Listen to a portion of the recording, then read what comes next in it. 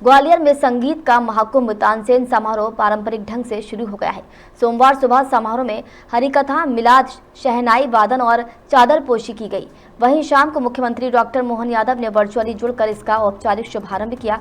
विश्वविख्यात शास्त्रीय गायक पंडित राजा काले को वर्ष 2024 और सुप्रसिद्ध संतूर वादक पंडित तरुण भट्टाचार्य को वर्ष 2025 के राष्ट्रीय तानसेन अलंकरण से सम्मानित किया गया।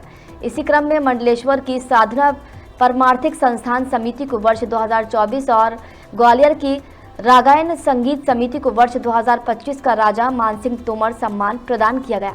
मुख्यमंत्री डॉक्टर मोहन यादव ने वर्चुअल माध्यम से सभी सम्मानित संगीत साधकों को बधाई देते हुए कहा कि मध्य प्रदेश सरकार कला और संस्कृति के संरक्षण के साथ विकास के पथ पर अग्रसर है। प्रधानमंत्री नरेंद्र मोदी के मार्गदर्शन में प्रदेश में सांस्कृतिक अभ्युदय हो रहा है।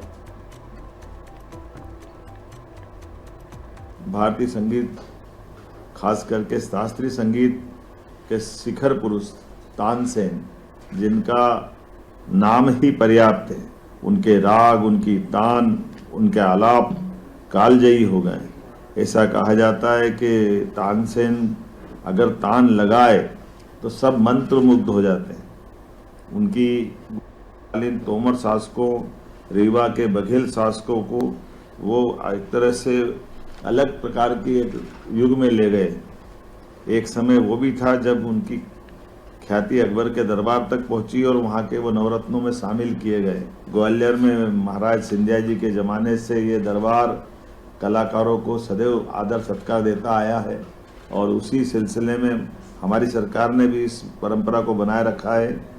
यद्यपि वैदिक काल से संगीत हमारे जीवन का हिस्सा है और सामवेद इसके साक्षी है, लेकिन आज तो ग्वालियर, मेहर, सोनिया घराने की इसकी परंपरा पे बात करने की आवश्यकता है। इसमें भी ग्वालियर घराना सबसे पुराना है।